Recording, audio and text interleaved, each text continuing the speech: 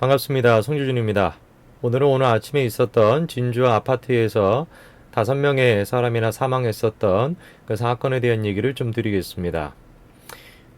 이 아침에 이 소식을 제가 듣고 너무 끔찍한 이야기라서 정말 하루 종일 좀 기분이 안 좋았었는데, 오늘 제가 영상을 통해서 이렇게 이제 극악무도한 끔찍한 살인을 저지른 인간에 대해서 우리가 어떻게 생각해야 되는 것인가? 제 답변은 간단합니다. 저는 이런 사람에 대해서 사형을 집행해야 된다라고 생각하고, 또 제 개인적으로는 사형을 찬성하는 사람이기도 합니다. 오늘의 영상은 그거에 대한 얘기들을 좀 말씀을 드리겠습니다. 일단 제일 첫 번째로 이런 식의 극악무도한 끔찍한 살인사건이 발생되게 되면은 항상 또 여러 가지 얘기가 나옵니다. 특히 이제 오늘 사건 같은 경우는 5명 되는 사람들이 지금 사망을 했고 이미, 그리고 이제 한 몇 명이었죠? 13명 정도가 지금 이제 부상을 입었다라고 하고, 13명 중에 3명 같은 경우도 생명이 이제 위독한 상태라고 하죠. 정말 이제 마음을 우리를 아프게 하는 점은 5명의 사람들이 지금 희생이 됐는데 이미 5명 중에는 10살 정도 되는 어린아이도 있고, 나이가 지긋하신 또 분도 계시고, 굉장히 이제 사회적 약자라고 우리가 여길 수 있는 사람들만 골라가지고 이렇게 5명이 참담한 죽음을 맞이했다라는 거에 대해서 정말 제가 실로 분노를 느끼지 않을 수가 없습니다. 근데 이제 이런 식의 끔찍한 사건이 일어나게 되면은 흔히 이제 얘기가 많이 나오는 것 중에 한 가지가 뭐냐면은, 야, 이 사람에 대한 우리가 사회적인 맥락을 생각을 해봐야 된다, 이런 식 얘기가 항상 나옵니다. 흔히 이제 우리가 얘기해서 이철희 의원에 대해서 기적의 논리라고 이제 부르는 것이, 야, 어쩌고 저쩌고 저쩌고 개인적인 측면들이 여러 가지가 있지만 결국에 같은 경우는 이 사람이 처해 있는 사회적인 상황 때문에 그렇게 된 거야, 뭐 이런 식으로 다 빠지는 거 아닙니까? 모든 것들을 다 사회 문제로 환원을 시켜버리는 것이죠. 근데 뭐 그런 식의 논리 전개는 이철희 의원만이 기적의 논리를 펼쳤던 건 아니고, 벌써 예전에 여러분도 잘 아시는 에밀 뒤르켐 들어보셨을 겁니다. 뒤르켐부터 시작해가지고 흔히 우리가 얘기하는 사회공학주의자들이 그런 식의 논리를 많이 펼쳤었죠. 제가 뒤르켐의 자살론의 일부분을 조금 소개를 시켜드릴 건데요. 제가 가지고 있는 책은 청아출판사의 책입니다. 제가 가지고 있는 책에서 375페이지에 이런 얘기가 있습니다. 그러므로 개인적 상황은 자살 행위의 결정적인 원인이 아니다. 개인적 상황이 자살을 계획하는 데 있어서 가끔 중요한 역할을 한다고 해서 그것이 자살의 원인이라는 증거가 되지는 못한다. 무슨 얘기를 하는 것이냐? 뒤늦게는 어떤 한 인간이 자신의 목숨을 버리는 자살 행위를 하는 데 있어가지고 한 개인의 여러 가지 성향, 그것이 영향을 줄 수는 있으나 그것이 직접적인 결과는 안 된다라는 것이죠. 증거가 될 수가 없다라는 것입니다. 그럼 뭐냐 도대체? 이 뒤르켐이 얘기하는 인간을 죽음으로 몰고 있는 그 현상은 뭐냐? 뒤르켐은 이렇게 진단합니다. 다음에 378페이지에 따라서 각 사회는 그 국민을 자살로 이끄는 일정한 양의 에너지로 이루어진 집단적인 힘을 가지고 있다. 자살자의 행동은 얼핏 보기엔 개인적 기질을 나타내지만 실은 그들이 외적으로 표출하는 사회적 조건의 보완이며 연장인 것이다. 뒤르켐이 사회공학자의 거의 뭐 최초의 인간처럼 이 자살론을 통해 가지고 필력했던 주장은 아주 간단한 것이죠. 야, 우리가 자살하는 데 있어 가지고 한 개인의 여러 가지 영향적인 요소들이 있다라고 한들 그거는 직접적인 영향이 안 되는 것이야. 그러면 직접적인 영향을 끼치는 거, 실제로 그 개인을 자살로 이끄는 것은 뭐라는 겁니까? 그 사회가 가지고 있는 집단적인 힘이라는 것이죠. 저는 이 뒤르켐의 자살론을 읽는데 아주 힘들었습니다. 왜? 책의 내용이 어려워서? 그렇지 않습니다. 책의 내용은 아주 간단합니다. 누구든지 간에 읽어볼 수 있습니다. 다만 이 뒤르켐이 끊임없이 자살론에서 주장하는 것에 대해서 저는 단 하나도 동의할 수가 없기 때문이에요. 이철희 의원에 대해서도 마찬가지인 것이고, 강신주 철학자에 대해서도 마찬가지인 것입니다. 저 같은 보수주의자들 뿐만 아니라, 글쎄요, 보수주의자는 틀을 우리가 굳이 안 씌운다라고 할지라도 제 개인적으로 봤었을 때 자살을 이끄는 가장 강력한 힘은 개인입니다. 왜 그러냐? 몇 가지 근거를 제가 말씀을 드리겠습니다. 첫째로, 흔히 우리가 살인이나 뭐 자살이나 마찬가지로 다른 사람의 이제 목숨을 끊거나 자기 이제 목숨을 잃게끔 만드는 데 있어가지고 그런 극단적인 선택을 하는 데 있어가지고 사회적인 영향이 크다라는 것이 갖고 있는 논리적인 문제의 첫 번째는 뭐냐면, 이거는 뭐 과학적인 문제이기도 합니다. 예를 들어가지고 지금 이제 이 끔찍한 살인을 저지른 사람에 대해서 사회적으로 분석을 해보자라는 것이죠. 어떤 얘기가 나오겠습니다. 오케이. 첫 번째, 야, 이 사람 같은 경우는 어렸을 때 조금 두들겨 많이 맞았어. 둘째, 야, 이 사람 같은 경우는 좀 집안 형편이 좀 안 좋아. 셋째, 야, 얘 같은 경우는 어렸을 적에 뭐 어쩌고저쩌고 있었어. 애들한테도 많이 두들겨 맞아서 집안에서 뿐만 아니라. 뭐 세 가지 요소를 얘기한다고 해봅시다. 그러면은, 만약에 이 세 가지 요소가 과학적으로, 그리고 현실적으로 유의미한 관계를 갖기 위해서는 뭐가 마찬가지로 성립이 되어야 되겠습니까? 세 가지 상황에 처해 있는 또 다른 인간이 마찬가지로 살인을 저지를 수가 있어야 되겠죠. 근데 과연 그럴까요? 전혀 그렇지가 않습니다. A라고 하는 사람이 살인을 저지르게 된 원인, 사회적인 원인을 세 가지, 네 가지, 다섯 가지를 다 뽑아낸다라고 할지라도 네 가지, 다섯 가지 상황이 다 처해 있다라 그래서 그 상황에 처해 있는 또 다른 인간이 반드시 살인을 저지르냐? 전혀 그렇지 않다라는 것이죠. 그렇기 때문에 제 주장은 항상 똑같은 것입니다. 사회적인 어떤 영향은, 사회적인 영향이라는 것은 살인에 있어가지고 인간의 행동에 있어가지고 굳이 꼭 살인이 아니라 할지라도 인간의 행동에 있어가지고 절대로 필요 충분 조건이 될 수가 없다라는 것입니다. 사회적인 영향이라는 것은 마치 진화와 비슷한 개념인 것입니다. 무슨 말이냐라고 한다면은 모든 인간은 자연의 한 부분으로서 진화의 영향을 받죠. 그러나 진화의 영향을 받는다라는 것이 그 인간의 행동을 결정하냐? 전혀 그렇지 않습니다. 진화라는 것은 내적으로 그 인간의 행동의 경향성을 결정하는 것뿐인 것이고, 인간은 자신의 욕망, 자신의 어떤 그런 타고난 본질, 이런 것들을 순간순간에 자신의 의지를 통해 가지고 다른 방향으로 이끌어 나갈 힘이 있죠. 제가 지금 만약에 프로이트에 따르게 되면 모든 인간은 섹스를 하겠다라는 본능을 가지고 있는 거 아닙니까? 리비도에 입각해가지고 그것이 여러 가지 문제점도 있기도 합니다만, 제가 지금 그러면 그 리비도에 입각해서 지금 바로 무슨 성적인 행위를 해야 되는 것이냐? 아니라는 것이죠. 제 의지는 뭐라고 얘기하는 거야? 재준아, 정신 차려. 지금 카메라 찍고 있으니까 옷을 벗으면 안 돼. 그게 제 의지인 것이죠. 마찬가지인 것입니다. 진화라는 것은 인간의 행동에 영향을 주지만 그 영향을 주는 것은 내적으로 주는 것이고, 무의식적으로 경향성만의 영향을 주는 것이고, 생각을 할 수 있는 의지를 가지고 있는 인간은 그 경향성을 뿌리치고 다른 길로 가겠다라는 선택을 할 수 있다는 것입니다. 사회적인 영향이라는 것도 맞죠.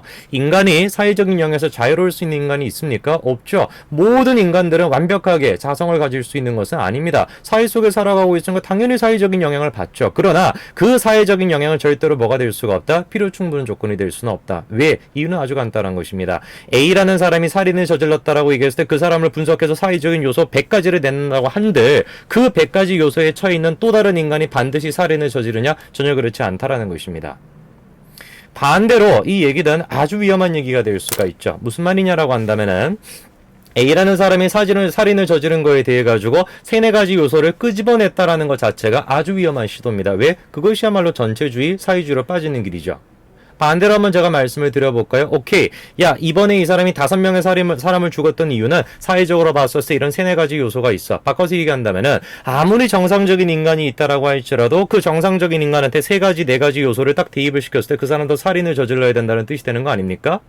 그것이야말로 1984에서 얘기했던 그런 사회 아니겠어요? 그것이야말로 사회주의, 전체주의 국가인 것이죠.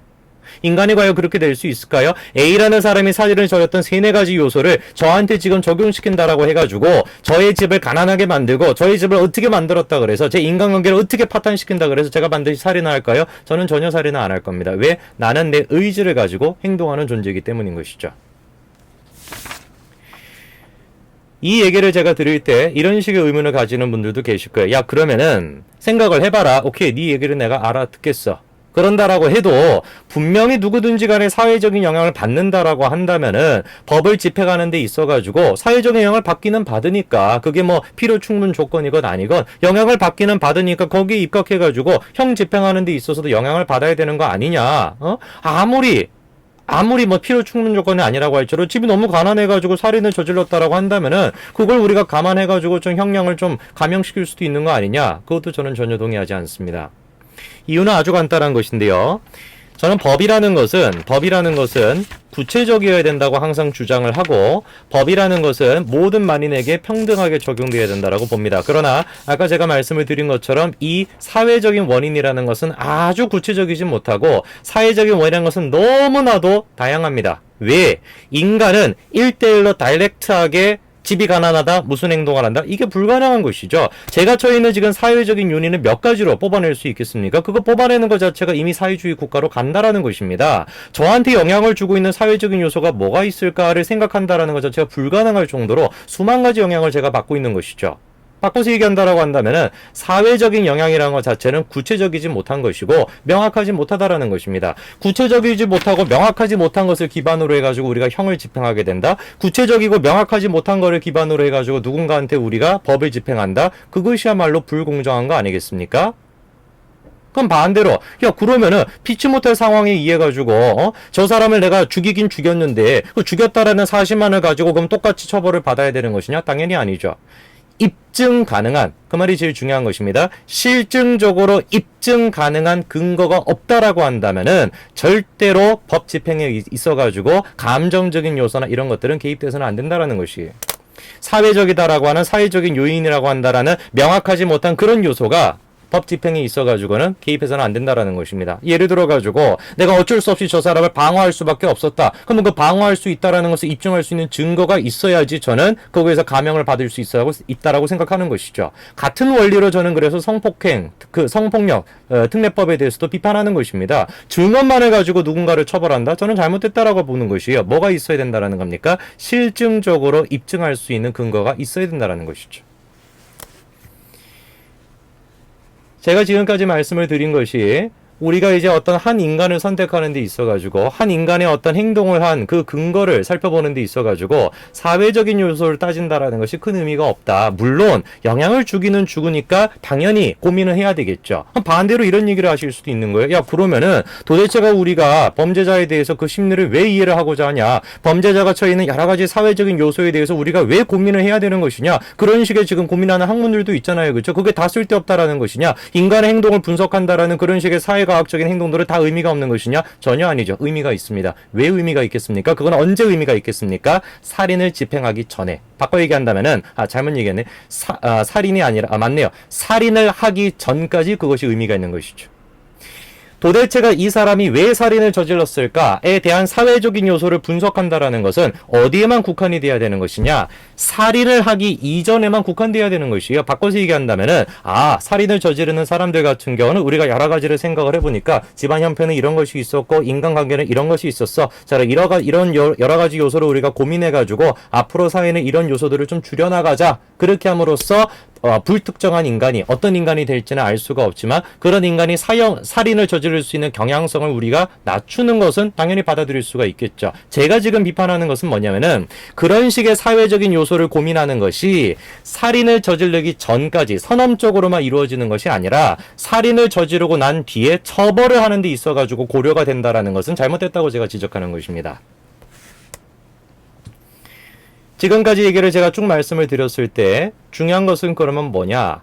인간은 자신의 의지를 가지고 선택을 한다라는 것이 제 이야기의 포인트입니다. 그렇기 때문에 저는 바로 사형이 필요하다라고 주장하는 것이 여러 가지 사회적인 요소가 있다라고 할지라도 실질적으로 그 사회적인 구성 속에서 살인을 저지르겠다라고 선택한 것은 그 사람이 가지고 있는 의지였던 것이고 그 의지에 대해서 책임을 져야 된다라는 게 제가 가지고 있는 지당한 생각인 것입니다.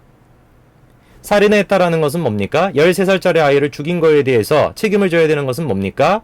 목숨을 잃게끔 만들었다라는 거에 대해 책임을 져야 되는 건 뭐겠습니까? 목숨을 잃는 것 말고는 없습니다.